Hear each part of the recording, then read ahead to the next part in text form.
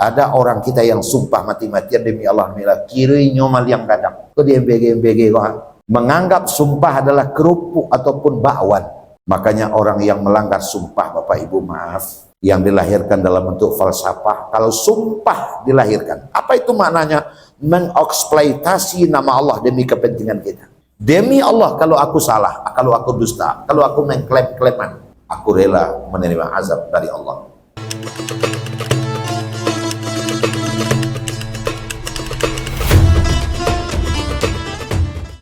Assalamualaikum warahmatullahi wabarakatuh.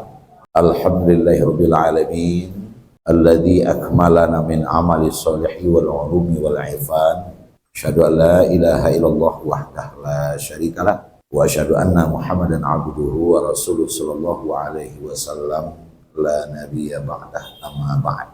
Bapak Ibu jamaah Maghrib Masjid Nurul Iman, baik yang dekat maupun yang jauh, yang sengaja datang khusus untuk memenuhi undangan, semuanya saya hormati. Benar bahwa malam ini kita khususkan untuk menyambut atau memperingati 1 Muharram 1448 Hijriah.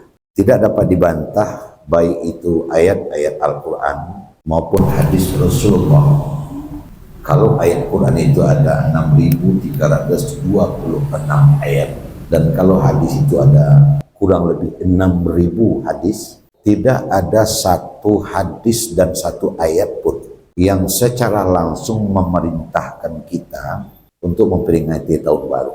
Itu tidak ada. Tahun baru dengan menganyian, apakah itu letusan-letusan, hembusan-hembusan meriam ataupun trompet dan sebagainya, bahkan mengangkatkan berbagai macam acara, melibatkan banyak orang, banyak tempat, banyak negeri. Pada hakikat itu adalah tradisi masyarakat Yunani yang menganut agama menyembah matahari ataupun menyembah berhala. Itu prinsip yang pertama. Walaupun tidak ada perintah langsung di dalam Al-Quran dan hadis, tetapi secara eksplisit, secara tersembunyi, kalau untuk memperhatikan waktu yang beredar itu sangat banyak. Tapi secara spesifik memerintahkan tahun baru sambutlah, itu tidak ada.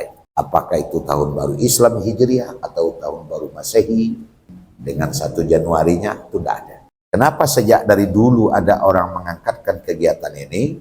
Nah, kalau kegiatan itu bersifat keduniaan, nah tadi sudah saya sampaikan, itu bukan milik kita. Nah, oleh karena ada secara eksplisit, secara tersembunyi, perintah memperhatikan waktu yang beredar.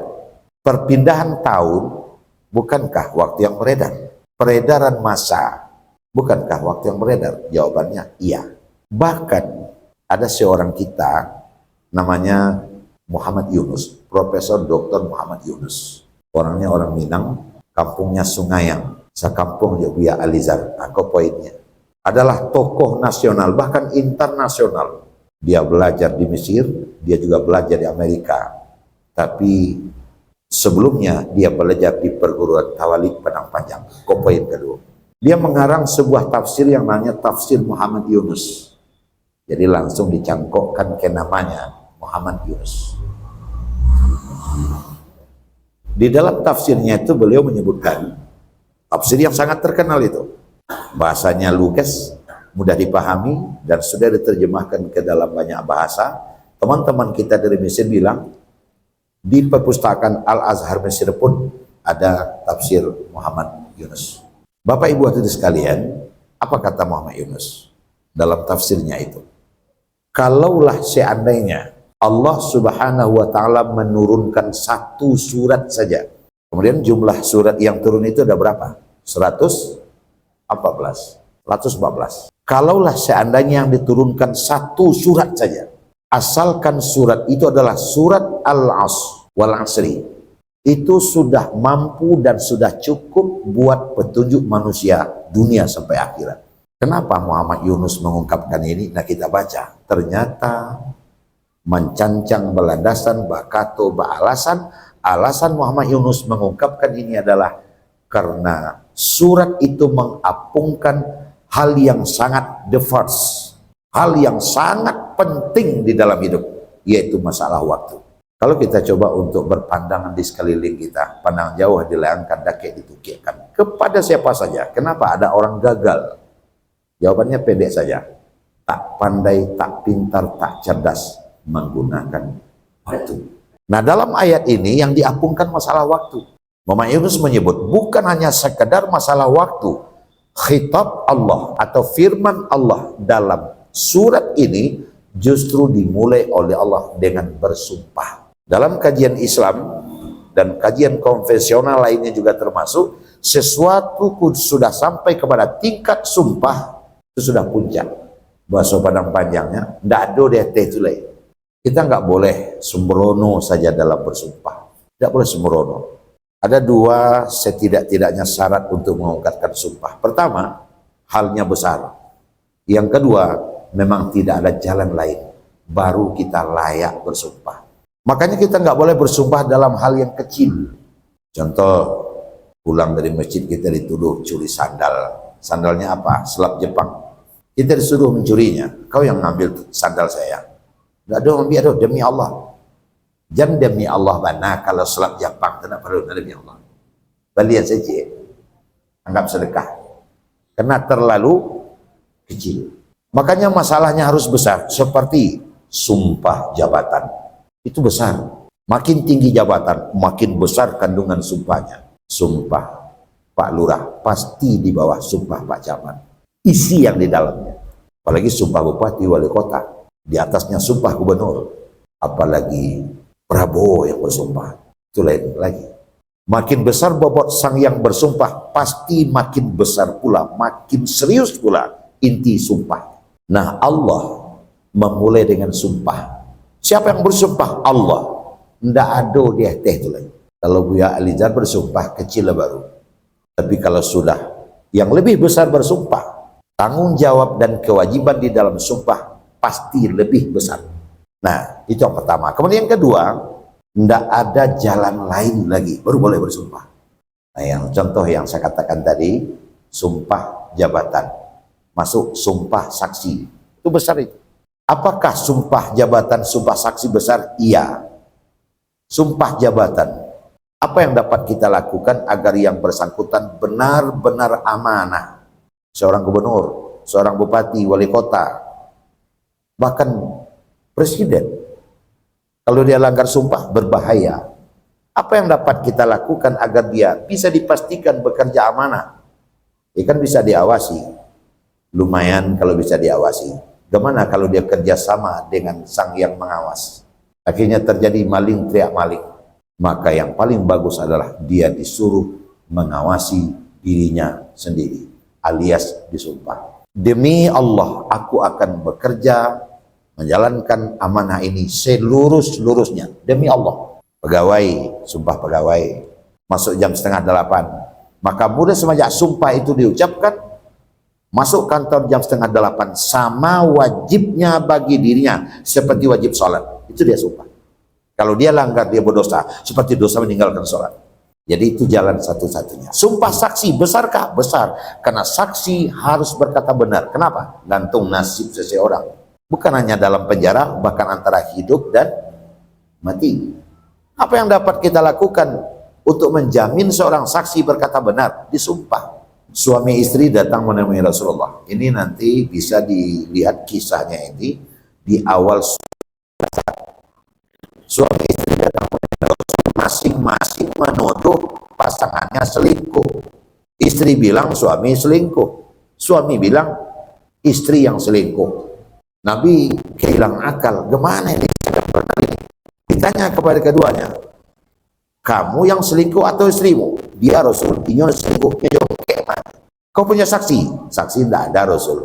Waduh. Kau yang selingkuh atau suamimu? Dia Rasul. Dia punya saksi? Tidak Rasul. Waduh. Rasul minta sama Allah. Bagaimana jalannya? Nah, awal surat Al-Ahzab. Demi Allah aku benar. Demi Allah aku benar. Demi Allah aku benar. Demi Allah aku benar. Yang kelima. Kalau aku salah, aku rela menerima azab dari Allah. Dia panggil istrinya untuk bersumpah yang sama. Demi Allah aku benar, demi Allah aku benar 4 kali. Yang kelima, kalau aku salah, Jadi hari ini pun ibu bapak kalau ada yang kasus yang sama sudah disumpah, habis perkara. Nah zaman Rasul hanya 6 bulan. Ternyata dapat azab suaminya, ibu sekada, seluruh tubuhnya hanya gigi yang tak kena. Nabi manggil lagi, nah gimana? Ya Rasul saya. Jadi hari ini pun kalau terjadi, perlakukan seperti itu saja. Kita untuk apa? Yang kedua ada contoh lagi, 2 orang juga datang kepada Rasul, lelaki keduanya, satu Muslim, satu Yahudi. Kedua-duanya mengklaim sebidang tanah miliknya. Muslim bilang itu tanahku, Yahudi bilang itu tanahku. Rasul bertanya kepada keduanya, ada yang punya surat-surat bukti itu tanahnya? Tidak ada Rasul. Jadi ibu bapak mengurus sertifikat tanah, bukti itu adalah milik kita, adalah sunnah. Masjid kita sudah punya sertifikat?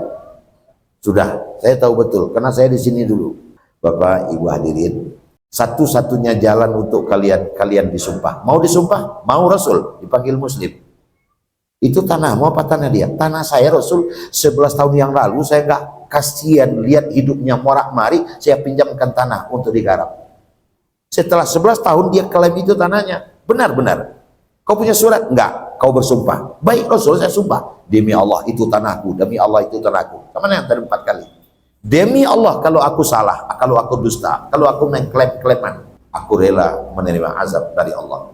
Kau pulang, panggil Yahudi lagi untuk melakukan yang sama. Itu tanahmu, benar. Tapi dia bilang itu dipinjamkan, itu kan cuma bilang-bilang dia saja Rasul. Kau mau bersumpah? Terdiam ini Yahudi, terdiam. Kenapa kau diam? Begini Rasul, kalau saya harus bersumpah, biar saya akui itu bukan tanah saya. Yahudi saja takut mempermainkan sumpah. Jangan main-main dengan sumpah. Karena kita juga tahu, kenapa tahu? Karena diberitahu. Di mana? Di media sosial.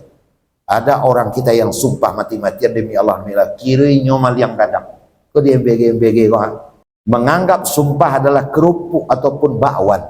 Makanya orang yang melanggar sumpah, Bapak Ibu maaf, yang dilahirkan dalam bentuk falsafah, kalau sumpah dilahirkan, apa itu maknanya? Mengeksploitasi nama Allah demi kepentingan kita. Kadang kita terjebak dengan sumpah yang kita anggap biasa-biasa saja. Karena begini, kalau kita bersumpah menyebut nama Allah atau sifatnya, kalau Allah bersumpah menyebut alas sumpahnya sesuatu yang penting untuk kita perhatikan. Ada sumpah Allah disandarkan ke pohon, wazaitun, demi pohon tin. Selidiki ada sesuatu di tin itu. Ada sumpah Allah ke satu tempat, watulisin, demi Bukit Tursina. Tetapi 80% sumpah Allah di dalam Al-Quran disandarkan kepada waktu, kan begitu. Ada wal fajri, demi waktu fajar. Ada was subahi, demi waktu subuh. Ada wadduha, ada wan nahar, ada wal laili, bahkan ada wal asri, disandarkan kepada waktu. Nah, orang yang mempermainkan sumpah, karena ini paling tinggi, apa akibatnya? Ini dalam falsafah kehidupan ditafsirkan dalam bentuk pepatah. Bisa kate ndak berpucuk, ke bawah ndak baure. Di tengah, ada saya lihat, marangi hidup itu. Nah Bapak Ibu, kajian kita tidak itu. Kajian kita adalah kenapa Allah beralaskan sumpah kepada waktu. Wal asri, demi masa, demi waktu. Nah ini dia, menyambut tahun baru itu. Kita memanfaatkan tahun baru ini sebagai momen introspeksi diri. Kita mulai dari sini. Demi waktu, kata Muhammad Yunus, Pak Syarial, ini sebenarnya bisa ditukar dengan demi umur. Nah, jadi yang dituju oleh Allah itu adalah umur. Demi umur. Ibu-ibu semuanya saya nggak perlu hitung, cukup banyak alhamdulillah. Tapi ada yang dari asli ya ini saya lihat. Ngikutin gurunya ke sini. Alhamdulillah. Bapak juga cukup banyak. Kita seluruh yang berada dalam masjid ini Bapak Ibu, ada sesuatu yang kita tunggu. Mau tidak mau, rela tidak rela, suka tidak suka. Bapak mulai ujung sana sampai sudut sini, itu Pak Mas Tuti di ujung itu. Mulai Pak Mas Tuti sampai saya, sampai ibu semua, kita menunggu yang sama. Apakah kita tunggu? Ajal. When and where. Nah, dimanapun, kapanpun, yang kita tunggu adalah ajal. Kenapa Ustadz bilang begitu? Karena ajal itu bisa datang kapan saja dan di mana saja. Oh enggak, saya sedang di pasar. Ajal juga ada di pasar. Enggak mungkin saya di mobil. Ajal ada di mobil. Ajal ada di pesawat. Ajal ada di masjid. Bahkan ajal ada di WC Thailand. Ini pengalaman kami dengan Pak Mastuti. Tahun berapa ya? Sofian Hakim, Kabak Kesra kita waktu itu. Di toilet DPR, Pak Sadialnya Sambuang DPR. Jauh sebelum jam 12 dia izin keluar. Saya ada dua waktu itu. Sudah masuk zuhur, orang sudah makan, sudah minum. Kemapian tadi. Orang mulai curiga, kok nggak balik-balik? Biasanya dia paling rajin. Turunlah tim SAR. Tentu begitu. Orang teringat, Pak Sofian tadi ke WC. Ada 6 WC. Dikeduk. Ada satu yang nggak terbuka. Didabrak, ternyata lebih kilo dalam. Dibawa ke rumah sakit, orang rumah sakit bilang, rumah sakit kan dekat di Jong. Dia sudah meninggal kurang lebih 1 jam yang lalu. Persis dalam WC. Makanya si anak buang air, hati-hati. Ya. Artinya ada di mana saja, dimanapun kita berada, dalam situasi bagaimanapun kita sedang menunggu ajal. Tak terkecuali sedang mendengarkan ceramah. Di Batu Sangkar kejadian. Saya sedang berikan ceramah Isra Mi'raj mulai jam 10. Ada yang duduk di sudut kayak Pak Mastuti itu. Sudah ada yang lucu, keras suara, dia diam saja. Saya mulai curiga, ini orang tua ini kok diam saja ini. Selesai orang sudah berudu ke situ, ngumpul. Pak. Oh, udah berangkat ini orang. Di rumah sakit dah kelor, kayak sudah Batu Sangkar, dibawa ke rumah sakit. Dokter bilang, kita sudah ditinggalkannya. Inna lillahi wa inna ilaihi raji'un. Saya tanya, dok, kapan? Ya pas Ustadz ceramah tadilah. Kira-kira apa penyebabnya? Dokter bilang, penyebabnya seketiknya bu ya, dek lalu ketik sedang mendengar ceramah. Jadi tidur kecil sedang mendengarkan ceramah bisa lewat itu orang. Tapi jangan ragulah. Kalau ajal belum datang juga ajal itu. Sedang memberikan ceramah ada. Mana tahu nanti sekarang kejadian. Ustadz ya sedang khutbah Jumat. Khutbah pertama masih oke. Ustadz ya saja. Khutbah kedua sudah nggak ada lagi. Jadi di mana saja sesungguhnya kita sedang menunggu ajal. Jangan dianggap menunggu ajal itu hanya dalam masjid. Sedang berbaris teman kita di Brimob, bisa juga ajal. Ada teman kita kiri rabas orang lalu sekali. Nah oleh karena itu dimanapun kita berada, apapun profesi dan siapapun kita, hendaklah kita yakin bahwa kita sedang menunggu ajal. Wal asri, demi umur. Kita tukar lagi, demi ajal. Bapak Ibu sekalian, lalu apa isi sumpahnya? Innal insana lafi khusr. Sesungguhnya seluruh manusia benar-benar merugi, termasuk awak sadarnya. Tentu untung rugi ada pola ukur, ada alat ukurnya. Apakah alat ukur untuk rugi untung kehidupan itu? Tujuan hidup. Tujuan hidup kita sebagai manusia Allah sudah justice itu sudah ditetapkan oleh Allah dengan SK yang jelas, wa ma khalaqatul jinna wal insa illa liya'budun. Itu keputusan Allah. Tidak ada perubahan SK, tidak ada. Junto-junto juga tidak ada.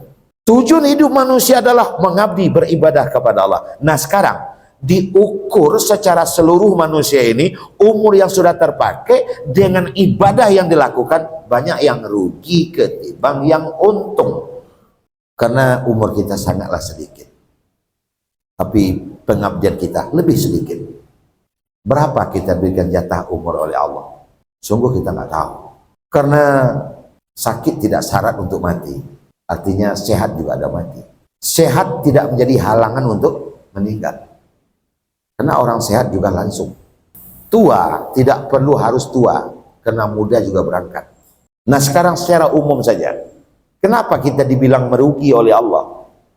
Karena pengabdian kita belum lengkap. Sekarang kita uji. Nabi kita Muhammad SAW menyebutkan bahwa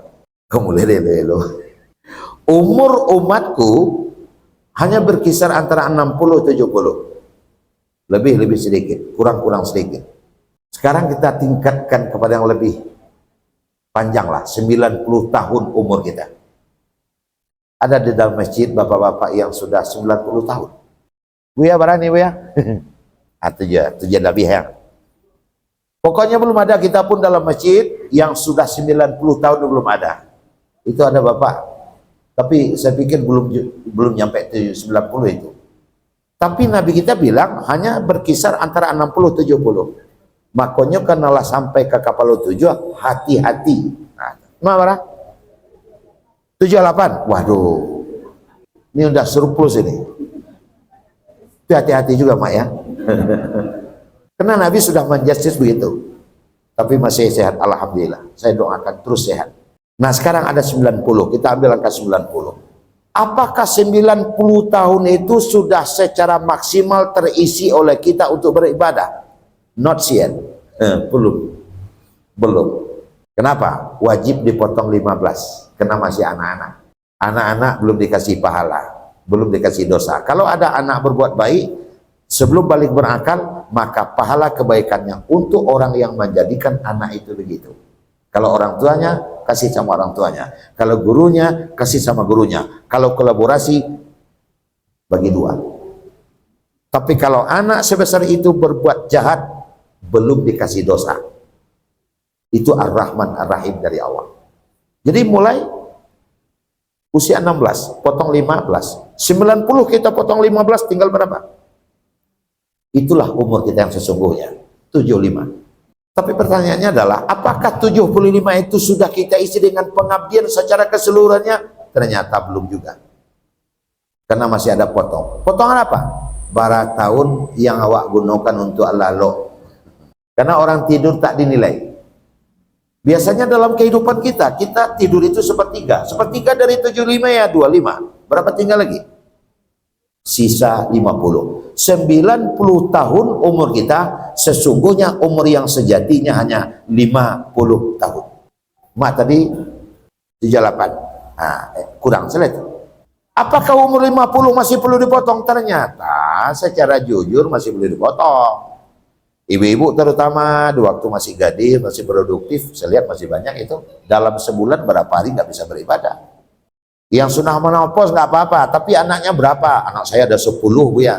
10 kali sampai 10 lo nggak bisa beribadah. Jadi umur 50, taruhlah kita bapak-bapak nggak dikurangi, masih bisa kok. Apa kurangnya? Sembahyang subuh hilang sampai sembahyang luhur hilang 9, sembahyang asar hilang sampai balik, sembahyang maghrib tak basuh 20. Nah, potong lagi. Jadi potong. Mungkin umur bersih kita hanya tinggal 35, tinggal 40. Kalau usia kita dipatok 90 tahun. Makanya innal insana lafi khus. Sesungguhnya kebanyakan manusia itu benar-benar merugi. Saya sedang berdoa, mudah-mudahan seluruh kita yang ada dalam masjid termasuk orang yang beruntung. Amin ya rabbal alamin. Tapi Allah bukan hanya mengemukakan permasalahan, tapi Allah juga memberikan solusi. Kalau ingin tidak rugi, pasti itu yang kita inginkan. Ada 4 senjata. Illal ladzina amanu wa amilus sholihat wa tawasaw bil haq wa tawasaw bis sabr. Kecuali orang yang tidak akan rugi itu adalah orang yang beriman, orang yang beramal soleh, yang saling menegakkan kebenaran dan saling sabar. Itu yang tak merugi. Pertama iman. Artinya apa? Iman adalah hakikatnya selalu menjaga hubungan manis dengan Allah Subhanahu wa ta'ala. Orang yang menjaga hubungan baik dengan Allah, itu dia iman pada hakikatnya. Allah pasti lindungi dan selamatkan yang bersangkutan dengan cara Allah. Tapi kalau hablum minallahnya rusak, satu syarat untuk rugi sudah dilakukan. Bapak Ibu hadirin, saya analogikan begini. Makin dekat seseorang kepada kita, maka makin terpanggillah kita untuk menyelamatkan orang itu. Udah kok kawan nambah bana koma, boleh ke rumahmu dulu, agilannya makan dulu, agilannya ayah dulu, karena ada tabrakan di depan rumah kita. Kenapa kita begitu antusias untuk menyelamatkan dia? Orang dekat kita. Ternyata kalau orang itu dekat sama kita, kita terpanggil untuk menyelamatkannya. Begitu juga Allah. Azkurukum fazkuruni azkurkum washkuruni wala takfurun. Ingatlah kepadaku, aku akan ingat kepadamu, bersyukurlah kepadaku, maka aku akan memberikan tambahan kepadamu. Jangan kau engkar. Ternyata kalau kita dekat kepada seseorang, kita terpanggil untuk menyelamatkan, maka kita dekat kepada Allah, Allah juga menyelamatkan kita dengan cara Allah. Dalam Quran ada satu surat namanya Luqman. Itu seseorang hamba Allah soleh, sehingga namanya diabadikan menjadi nama surat. Dia punya seorang anak namanya Taran. Satu kali Imran dengan Taran jalan menuju satu kampung untuk berdakwah. Karena ada kurang lebih 30 kilo, dia berjalan dengan anaknya pakai kendaraan keledai. Dia satu keledai naik, anaknya keledai naik. Nah, setelah berjalan 15 kilo, anaknya Taran bilang, "Ayah, kelihatannya keledai kita udah letih, ayah. Ini keledai ayah lampai empah jalannya." Keledai itu kan kadang seketik pada kambiang.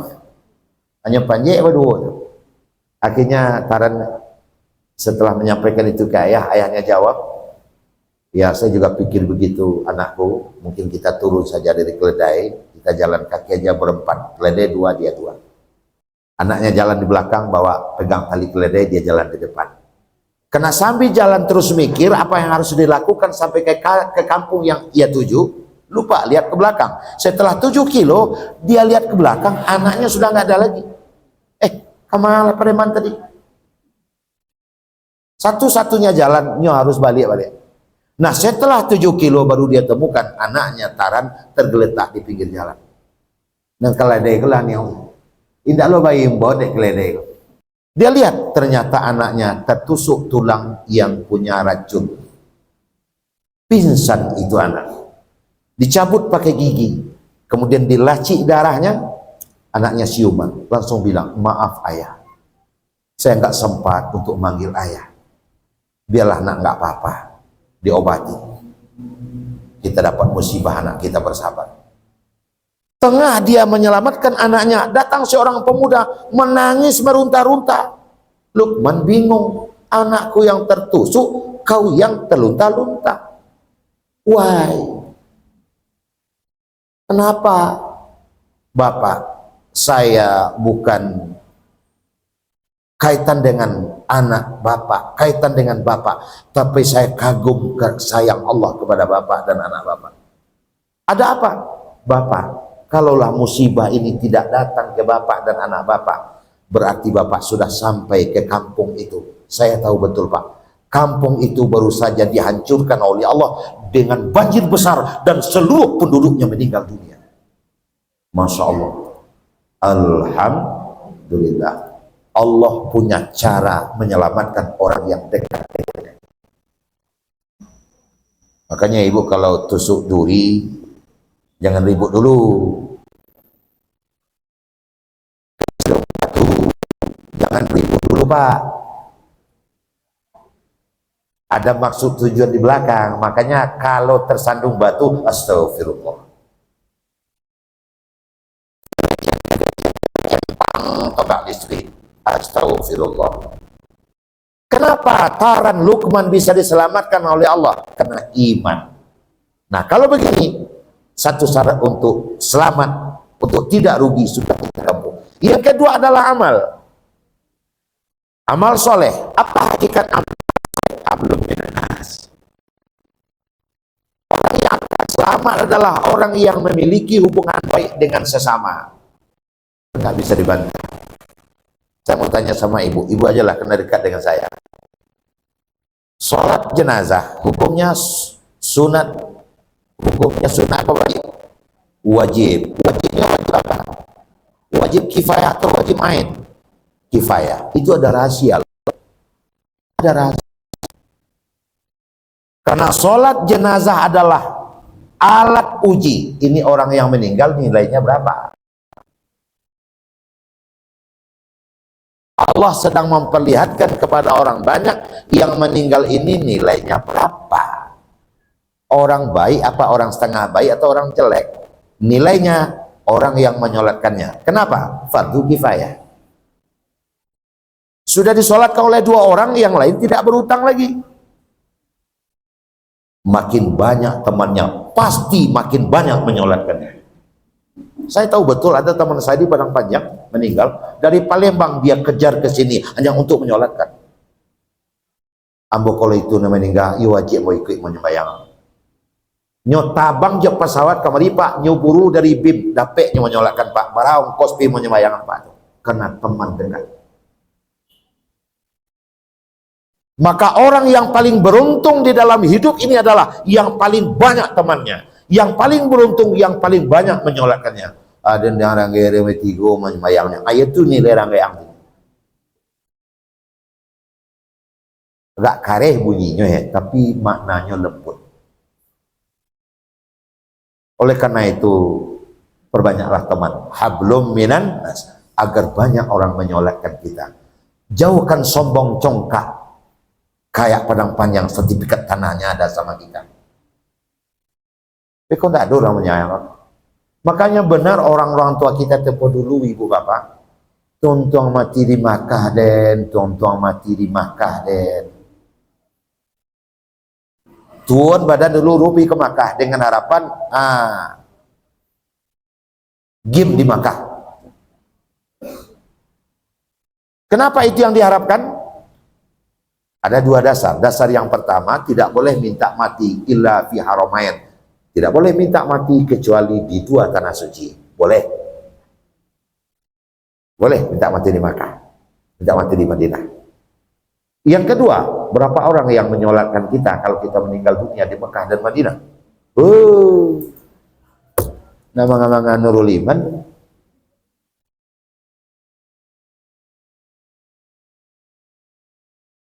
Tapi kita tidak di Mekah, tapi kita diselam di Mekah. Bagaimana cara membuat agar orang banyak, tetap banyak menyolatkan kita? Hablum minan nas. Makin tumua, makin banyaklah kawan. Jangan makin diperbanyak musuh. Jangan makin gaya kejajo orang kawan. Akhirnya nanti pas kemati tapaso menggali kubur dulu. Lah teraso gak sakit mampu ke dalam, tapi menimbunnya tetap orang juga. Lebus tu amah kira orang. Hablum minan nas. Bapak dan Ibu sekalian, saya tidak akan berikan contoh-contoh. Lihat saja contoh yang banyak. Kenapa orang banyak menyolatkan? Karena Abdul Hamid Hakim, Angkumodo Abdul Hamid Hakim, orang tua kita di Panamanjang, dia punya sekolah di Panamanjang, sekolahnya kayak Tawalib Panamanjang. Tawalib kacona sabut biar, tu yo galeh waktu sabut tapi. Kecil liau untuk ujian orang baik dia atau orang buruk dia, lihat di dua hal. Di mana tu ya, ketikonyo sakit dan ketikonyo mati gitu. Nah, dia jangan terdorong orang ngecek doa hebat dulu, jangan terdorong orang ngecek doa santiang dulu. Orang akan melihat dan menguji ketika kita sakit dan ketika kita mati. Maknanya apa? Libara orang menjadi sakit dan libara orang satu menyolakan. Itulah dia. Maka teman kita yang sedang istirahat di rumah sakit, coba lihat, bervariasi itu. Kamar sebelah patah tumbul yang berganti, dia entong 3 hari kok lah sabaleo orang tiba. Mencaliannya, bawa 5 mani, bawa sate, bawa susu Indomie sejolah 6 kardus. Sementara nan sakit kok pak, air sendak lalu dah pak. Minum sejak pipet di sudut pipi aja. Akibatnya apa? Keluarga yang mau nyian sakit tambah gapuak. Nan sakit, lanak mati. Tapi bukan itu kajian kita. Banyak orang yang melihatnya. Jauhnya turi ampiangnya jalan. Dari Masjid Nurul Iman saja kabarnya ke Pak Sarial Anamoto. Saking baiknya itu orang. Sehingga setelah dibayar seluruh kewajiban di rumah sakit, Masya Allah, masih tersisa PT 2/3 oleh. Buat setiap datang amplop. Tapi ada kawan kamar sabalah lah berang-berang sakit bininya. Ani bilangnya, jak patang kau kakau saya. Ya udah adonyo kakau saya. Bini yang sana berulang, berang-berang. Awan salah. Maka hablum minan nas. Banang ketek supaya hormat kawa. Nang ketek sayang kawa, nang gadang sayang kawa, samo gadang sayang kawa. Diawak tiangnya. Bapak, itu termasuk juga Pak Mas Tuti.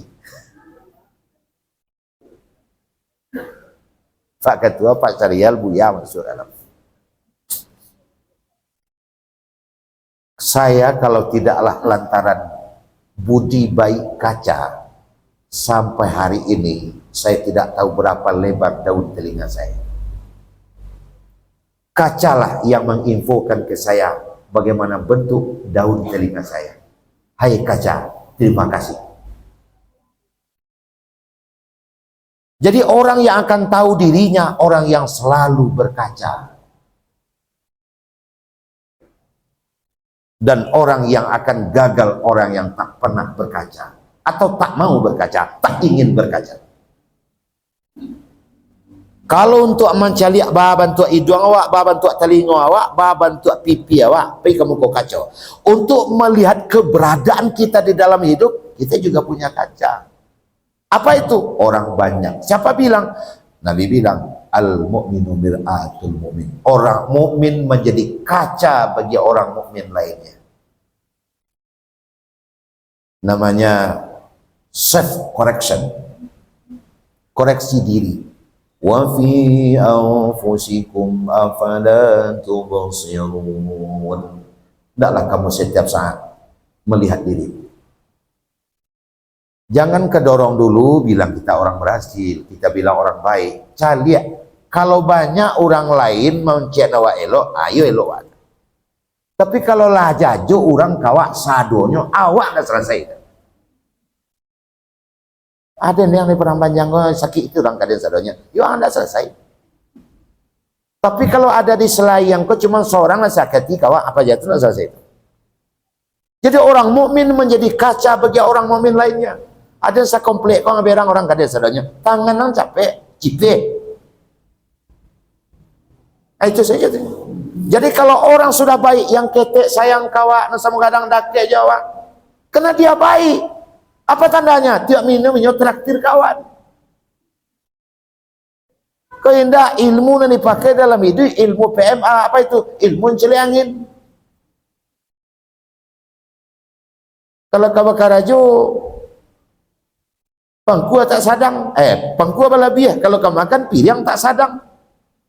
Orang kau toroyong dari pagi, hanya tiba setengah dua leh, baru tacah pangku, kalau pati minum apa kerja? Jangan kerja juga. Bapak dan Ibu, orang mukmin menjadi kaca bagi orang mukmin lainnya. Hablum minan nas. Insya Allah kita nggak rugi. Yang ketiga, watawasau bil haq. Selalu berupaya berkata benar, berbuat benar, bertindak benar, berpakaian benar. Pakaian saja kita lihat. Pakailah pakaian kita. Kalaulah 70 mu aja Sarawak Hawaii Juli mudia lebar. Itu galak apa maksudnya? Kalau lah 75 muajan Sarawak Hawaii Juli sasek kawan tiba di kadek kawan bertanya, Pak, kok kaki itu kayu? Kan awaknya salah. Akui salah, terima diri. Kalau lah sasango, ambo, jangan gitu jo kawan telenga. Maka pakailah pakaian kita. Berkatalah dengan kata-kata kita. Ada dua kalimat, Pak. Tapi ada yang baik, ada yang paling jelek. Apa itu? Anak ketek, tapi bersikap dewasa daripada orang gadang kekanak-kanakan. Anak ketek, tapi berpaham ketimbang orang gadang kekanak-kanakan. Jadi orang menilai kita dari semuanya itu, terutama adalah akwal perkataan. Kambing dipaci talinya, manusia dipaci katanya. Ada kata-kata hanya pas terucap dari anak-anak. Ada kata-kata yang pas tertemen dari seorang pemuda, tapi ada yang tepat hanya keluar dari mulut orang tua. Jadi ungkapkanlah kata-kata kita.